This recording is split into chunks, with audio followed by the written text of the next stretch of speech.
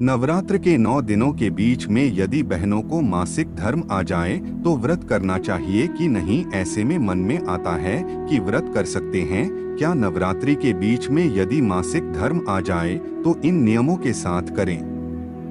पूजा नवरात्र में जो लोग व्रत करते हैं उन्हें साफ सफाई से जुड़े बहुत से नियमों का पालन करना पड़ता है, मगर कई बार कुछ ऐसा हो जाता है कि जिन पर हमारा नियंत्रण नहीं होता। नवरात्र के 9 दिनों के बीच में यदि महिलाओं को मासिक धर्म आ जाए तो कैसे पूजा की जाए, इसको लेकर शास्त्रों में कुछ खास नियम बताए गए हैं। आइए जानते हैं इन नियमों के बारे में। नवरात्र के 9 दिन सबसे शुद्ध और पवित्रता वाले माने जाते हैं और शक्ति स्वरूपा मां की आराधना के चलते यह पर्व महिलाओं के लिए सबसे अधिक महत्वपूर्ण है। महिलाओं के साथ सबसे अधिक संभावना होती है कि नवरात्र के बीच में उनका मासिक धर्म आ जाए। ऐसे में महिलाएं इस दुविधा में पड़ जाती हैं कि उन्हें पूजा करनी चाहिए कि नहीं। नवरात्र के पर्व में ज्यादातर घरों में घट स्थापना होती है और मां दुर्गा की आराधना की जाती है।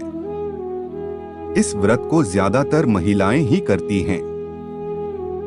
महिलाओं के लिए मासिक धर्म प्राकृतिक रूप से होने वाली वह घटना है जो हर 22 से 28 दिन में रिपीट होती है। अगर आपको पहले से यह आशंका हो कि नवरात्र के बीच में यह समस्या आ सकती है तो आपको व्रत रखने की शुरुआत नहीं करनी चाहिए। ऐसी स्थिति में आप चाहें तो पहला और आखिरी व्रत कर सकती हैं। मासिक धर्म में महिलाओं को चक्कर आना, भूख न लगना और कब्ज जैसी समस्याएं हो सकती हैं।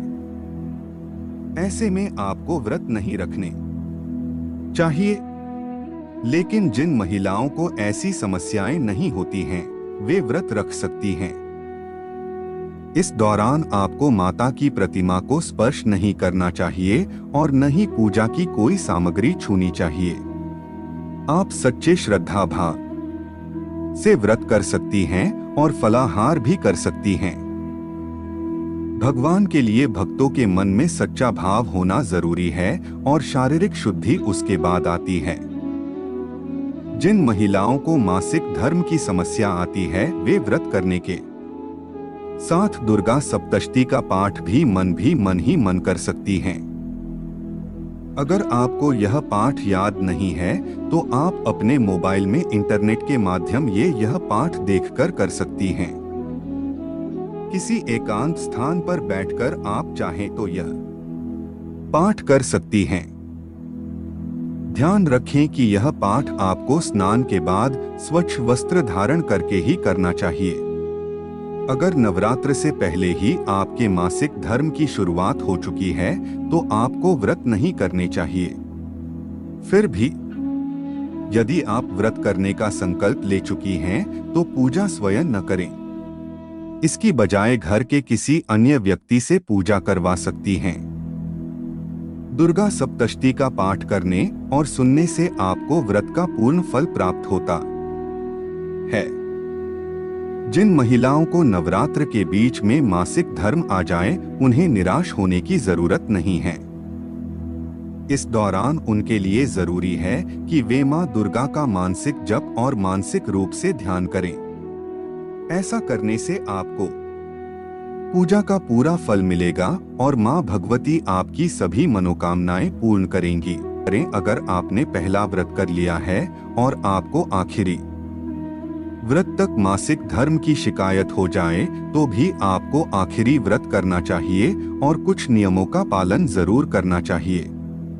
नवरात्रि में जिस समय आपका मासिक धर्म खत्म हो जाए उस समय नहाकर साफ वस्त्र धारण करके मां भगवती का पूजन करें।